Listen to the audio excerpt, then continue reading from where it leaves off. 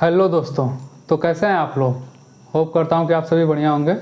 तो चलिए स्वागत करते हैं आप सभी का हमारे इस चैनल गुरुकुलम पिलर पे। तो दोस्तों, जैसा कि हम लोग क्या पढ़ रहे थे, क्लास 9 का चैप्टर 2 पढ़ रहे थे।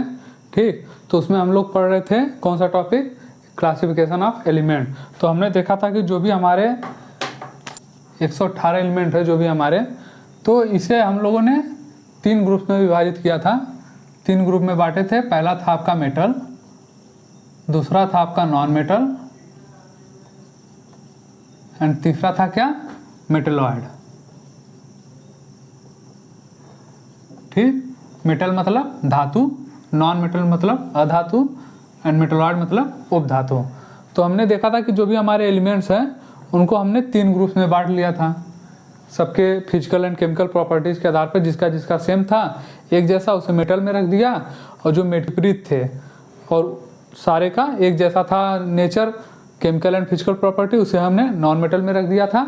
और कुछ ऐसे एलिमेंट बच गए थे जो न कि पूरे मेटल के प्रॉपर्टीज़ की तरह मिलते थे और ना ही पूरे नॉन मेटल की प्रॉपर्टीज़ की तरह मिलते थे। मतलब उसमें कुछ गुण आपके मेटल की तरह थे और कुछ गुण आपके जो थे वो नॉन मेटल की तरह थे। तो उसे हम लोग ने किस में रख दिया था, मेटलॉइड में, उपधातु में। ठीक, तो हमने तीनों पढ़ लिया है एक एक करके। मेटल की भी प्रॉपर्टीज़ पढ़ ली, नॉन मेटल भी पढ़ लिया क्या होता है, और मेटलॉइड भी पढ़ लिया। ठीक, तो अब हम इस चैप्टर में क्या पढ़ने वाले हैं, इस टॉपिक में हम पढ़ेंगे क्या, comparison of physical and chemical properties of metal and non metal. Metal and non metal के बारे में जो भी कंपेरिजन है उसके दोनों के बीच में, वो हम पढ़ेंगे। और ये जो है आपके एग्जाम में पूछा ही जाता है। ठीक, जो कंपैरिजन है इन दोनों के बीच में, मेटल और नॉन मेटल के बीच में, ये एग्जाम में जरूर आते हैं। मतलब लगभग हर एग्जाम में आपको देखने को मिलेंगे, आपके 9th के एग्जाम में। ठीक, तो चलिए शुरुआत करते हैं आपका कंपैरिजन इन दोनों के बीच में। ठीक, तो एक तरफ हमने लिख दिया कि किस किस प्रॉपर्टी के आधार पर हम लोग इसे कंपैरिजन करेंगे, इसका मेटल का और नॉन मेटल का। ठीक, तो पहला आपका क्या है, फिजिकल स्टेट। ठीक, कि फिजिकल स्टेट कैसा है मेटल का और नॉन मेटल का। तो अगर मेटल का हम देखेंगे तो मेटल का हमने वीडियो में पढ़ा था क्या, कि मेटल जो है ये सॉलिड होते हैं, ये जनरली सॉलिड होते हैं रूम टेम्परेचर पे। ठीक, लगभग जितने भी सारे मेटल हैं, जनरली जितने भी सारे मेटल हैं वो क्या होते हैं, सॉलिड होते हैं रूम टेम्परेचर पे। लेकिन इसमें कुछ, अब केमिस्ट्री अगर आप पढ़ रहे हैं तो इसमें कुछ ना कुछ एक्सेप्शन आपको देखने को मिलता रहेगा। ठीक, तो जितने भी मेटल हैं, जितने भी मेटल पाए जाते हैं वो आपके रूम टेम्परेचर पे सॉलिड पाए जाते हैं। ठीक, लेकिन इसमें आपका एक एक्सेप्शन मिल जाता है क्या, एक तो मरकरी है और एक गैलियम। ठीक, मरकरी आप जानते होंगे, जो थर्मामीटर पहले आता था, थर्मामीटर ग्लास का, उसमें एक लिक्विड भरा रहता था जिसे हम पारा कहते थे, वही होता है मरकरी का हिंदी नाम होता है पारा। ठीक, तो अब मेटल है, मरकरी मेटल है लेकिन ये लिक्विड में पाया जाता है। तो ये यहाँ पर एक एक्सेप्शन आपको देखने को मिल गया। जनरली तो जो मेटल होते हैं वो क्या होते हैं, सॉलिड होते हैं, लेकिन आपको एक एक्सेप्शन देखने को मिल गया। ठीक, और यही अगर देखा जाए कि फिजिकल स्टेट जो होता है वो नॉन मेटल का क्या होता है, तो फिजिकल स्टेट नॉन मेटल का क्या होगा, non metal generally are solid and gases. ये जनरली किस में पाए जाते हैं, जनरली या तो सॉलिड होंगे या तो गैसेस फॉर्म में होंगे। लेकिन इसमें एक एक्सेप्शन मिल जाता है। एक क्या एक्सेप्शन है इसका, कि जो ब्रोमीन होता है, ब्रोमीन ये आपका लिक्विड फॉर्म में पाया जाता है। ब्रोमीन जो होता है आपका ये लिक्विड फॉर्म में पाया जाता है। ठीक, फिजिकल स्टेट समझ में आ गया। अब नेक्स्ट हम आते हैं किस पे, एमपी एंड बीपी, यानी melting point and boiling point. तो मेल्टिंग पॉइंट और बॉइलिंग पॉइंट के बारे में तो आप जानते होंगे कि ऐसे टेम्परेचर का पॉइंट जिसपे हमारा जो भी सब्सटेंस है वो मेल्ट हो जाए उसे हम कहेंगे मेल्टिंग पॉइंट, और ऐसा टेम्परेचर जिसपे हमारा कोई भी सब्सटेंस है वो बॉयल हो जाए उसे हम कहेंगे क्या, बॉइलिंग पॉइंट। ठीक, तो अब इसका देखेंगे कि मेटल का क्या है बॉइलिंग पॉइंट और मेल्टिंग पॉइंट। तो मेटल का जो होता है वो जनरली, मेटल का जो भी मेल्टिंग पॉइंट और बॉइलिंग पॉइंट होता है वो क्या होता है आपका, हाई होता है। ठीक, मेटल का जनरली बॉइलिंग पॉइंट और मेल्टिंग पॉइंट क्या होता है, हाई होता है। लेकिन इसमें भी एक एक्सेप्शन है आपका, गैलियम एंड सीजियम। जो गैलियम होता है और सीजियम होता है, इसका जो मेल्टिंग पॉइंट और बॉइलिंग पॉइंट होता है ये लो होता है। ठीक, और अगर नॉन मेटल का देखा जाए इसका मेल्टिंग पॉइंट और बॉइलिंग पॉइंट, तो नॉन मेटल का जो होता है वो जनरली क्या होता है, मेल्टिंग एंड बॉइलिंग पॉइंट लो होता है। क्या होता है, लो होता है। लेकिन इसमें भी आपको एक एक्सेप्शन देखने को मिल जाएगा। ठीक, इसका एक्सेप्शन क्या है आपका, डायमंड है एंड ग्रेफाइट है। डायमंड तो आप जानते होंगे जिसे हीरा बोला जाता है, एंड ग्रेफाइट, ये दोनों जो हैं दोनों किससे बने हुए हैं, दोनों कार्बन से ही हैं, कार्बन के एलोट्रॉप हैं। ठीक, इतना समझ में आ गया। अब नेक्स्ट हम देखते हैं क्या, डेंसिटी। तो डेंसिटी जो होती है वो आपका मेटल का जो होगा वो हाई होती है, मेटल की हाई डेंसिटी होती है, और नॉन मेटल की डेंसिटी जो होती है वो लो होती है।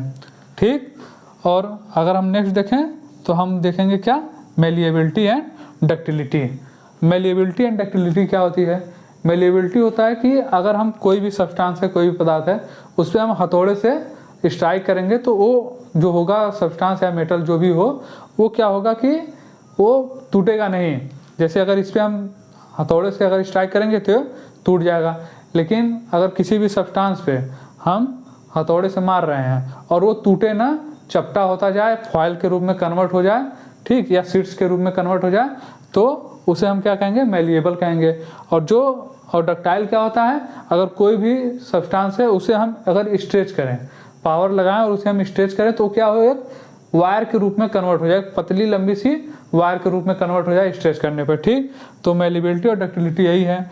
तो अब देखेंगे मेटल जो होते हैं ये मेलिएबल होते हैं, यानी मेटल को अगर हम हथौड़े से उस पर स्ट्राइक करेंगे तो क्या होगा, मेटल आपका पतला होता जाएगा और वो एक फॉयल के रूप में कन्वर्ट हो जाएगा या सीड्स के रूप में कन्वर्ट हो जाएगा। ठीक, और अगर हम मेटल को स्ट्रेच करेंगे तो ये क्या होगा, एक वायर के रूप में कन्वर्ट हो जाएगा। ठीक, जैसा कि आपको पहले बताया था पिछले लेक्चर में कि अगर हम 1 ग्राम सोना लें तो उसे हम अगर स्ट्रेच करेंगे तो वो 2 किलोमीटर लंबा वायर बन सकता है। ठीक, तो इससे हम क्या हुआ कि जो मेटल होते हैं आपके, ये क्या होते हैं, मेलिएबल होते हैं और डक्टाइल होते हैं। लेकिन वहीं पर जो नॉन मेटल होते हैं ये क्या होते हैं, ये तो ना तो मेलिएबल होंगे और ना ही डक्टाइल होंगे। यानी अगर इस पर नॉन मेटल है उस पर हम हथौड़े से स्ट्राइक करेंगे तो ये क्या हो जाएंगे, टूट जाएंगे। ठीक, 2 टुकड़े में, 3 टुकड़े में टूट जाएंगे, 2 से अधिक टुकड़ों में। और जो नॉन मेटल है उसे हम अगर स्ट्रेच करेंगे तो ये क्या होंगे, ये भी टूट जाएंगे, ये वायर के रूप में कन्वर्ट नहीं होंगे। ठीक, इतना समझ में आ गया। कहीं भी डाउट हो तो आप कमेंट करके पूछ सकते हैं। ठीक, और नेक्स्ट अगर हम देखें तो नेक्स्ट क्या है आपका, इलेक्ट्रिकल एंड थर्मल कंडक्टिविटी। मतलब देखेंगे कि मेटल और नॉन मेटल में इलेक्ट्रिक का कैसे कंडक्शन होता है और जो थर्मल कंडक्शन कैसे होता है। ठीक, तो अगर हम देखेंगे कि मेटल, तो मेटल को क्या है, हम गुड कंडक्टर मानते हैं। ठीक, मेटल को हम गुड कंडक्टर मानते हैं। मेटल आपका आसानी से बहुत अच्छे से इलेक्ट्रिक का और थर्मल का मतलब हीट का बहुत अच्छे से आसानी से फ्लो करता है। ठीक, मेटल में हीट और इलेक्ट्रिक जो होते हैं आसानी से फ्लो करते हैं, इसीलिए इसे हम अच्छा कंडक्टर मानते हैं। लेकिन वही नॉन मेटल है, नॉन मेटल को हम क्या मानते हैं, पुअर कंडक्टर मानते हैं। ठीक, नॉन मेटल में ना ही हीट और ना ही इलेक्ट्रिसिटी का कंडक्शन हो पाता है।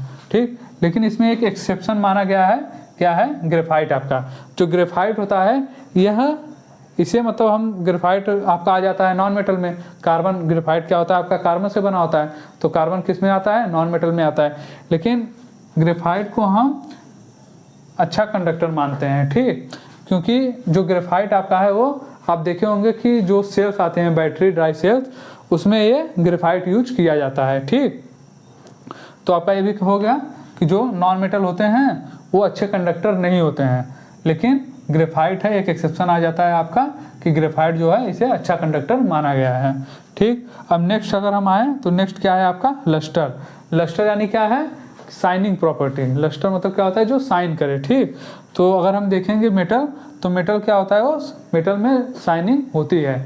कोई भी उठा लें आप, गोल्ड उठा लें, सिल्वर उठा लें, ठीक, इसमें क्या देखेंगे आपको, एक शाइनिंग देखने को मिलती है। ठीक, वहीं अगर हम नॉन मेटल लें, नॉन मेटल आप चाहे जो उठा लें, फास्फोरस उठा लें, सल्फर उठा लें, ठीक, आप ग्रेफाइट उठा लें, इन सब में क्या है, आपको शाइनिंग देखने को नहीं मिलेगा, ये शाइनिंग नहीं करते हैं। ठीक, तो क्या है, do not have lustre except, इसमें एक एक्सेप्शन आ जाता है क्या, आपका आयोडीन। ठीक, और अगर हम नेक्स्ट आए, नेक्स्ट इसका हम देखेंगे क्या, हार्डनेस। हार्डनेस देखेंगे तो अगर मेटल का देखें तो मेटल को हम पहले ही मानते हैं कि मेटल क्या है, बहुत पहले से हम जानते होंगे कि मेटल जितने भी होते हैं वो हार्ड होते हैं। जनरली सारे मेटल जो होते हैं वो हार्ड होते हैं, बहुत हार्ड होते हैं। चाहे आप आयरन उठा लें, कोई भी मेटल उठा लें, गोल्ड उठा लें, सिल्वर उठा लें, सारे मेटल उठा लें, सब हार्ड होते हैं। लेकिन इसमें भी आपको एक एक्सेप्शन देखने को मिल जाएगा क्या, सोडियम और पोटेशियम। अगर आप सोडियम को आप लेंगे तो सोडियम आप देखेंगे कि फर्स्ट ग्रुप में पाया जाता है, ठीक, पीरियोडिक टेबल में अगर देखेंगे तो ये तो मेटल में आएगा। लेकिन सोडियम को अगर सोडियम ले लेंगे, उसे अगर आप चाकू से काटेंगे तो बहुत आसानी से कट जाता है, ठीक, तो ये हार्ड नहीं होता है। बाकी जितने भी जनरली जितने भी मेटल होते हैं सारे क्या होते हैं, हार्ड होते हैं। वहीं अगर नॉन मेटल को देख लिया जाए, नॉन मेटल क्या होते हैं, सारे नॉन मेटल क्या होते हैं, जनरली सॉफ्ट होते हैं, ठीक। लेकिन इसमें आपको एक एक्सेप्शन देखने को मिल जाएगा, क्या, डायमंड, ठीक। ये आपका नेचुरल है, डायमंड नेचर से प्राप्त किया जाता है, एक कार्बन का बना होता है, आपको पहले ही पता है, ठीक। लेकिन ये क्या है, आपका एक्सेप्शन आपको एक देखने को मिल जाएगा, क्या, कि नॉन मेटल है लेकिन फिर भी ये हार्ड है। जनरली नॉन मेटल क्या होते हैं, आपके सॉफ्ट होते हैं, ठीक। अब एक नेक्स्ट बचा आपका क्या है, सोनरस साउंड। क्या है आपका, सोनरस साउंड। अब सोनरस मतलब क्या है कि जब हम किसी भी चीज़ पर हीट करें तो उसमें से रिंगिंग की आवाज़ आती है, टर्न करने की आवाज़ आती है, तो उसे क्या कहते हैं, सोनरस साउंड कहते हैं। अगर मेटल होगा तो मेटल में आपको क्या मिलेगा, सोनरस साउंड देखने को मिलेगा। कोई भी मेटल उठा लें, आयरन उठा लें, ठीक, स्टील उठा लें, कोई भी मतलब अगर आप मेटल अगर उठा लें, ठीक, तो उसको अगर जैसे आप देखे होंगे कि मंदिरों में घंटी लगी होती है, तो उसमें अगर हम घंटी बजाते हैं टन की आवाज़ आती हो, इसका मेटल की ही प्रॉपर्टी होती है, ठीक। लेकिन अगर यहीं हम नॉन मेटल उठा लेंगे तो नॉन मेटल में आपको कोई भी आवाज़ सुनने को नहीं मिलेगा। आप अगर हीट करेंगे, आप ले लें फास्फोरस ले लें, सल्फर ले लें, कार्बन का बना हुआ कोयला ले लें, ठीक, इसमें अगर आप हीट करेंगे तो क्या टन की आवाज़ आएगी, रिंगिंग होगा, नहीं होगा, ठीक। तो क्या होता है, मेटल में होता है, मेटल में आपको सिर्फ सोनरस साउंड देखने को मिलेगा, ठीक। इतना आपका हो गया क्लियर। आप इसमें एक जोड़ सकते हैं और क्या चीज़, टेंसाइल स्ट्रेंथ।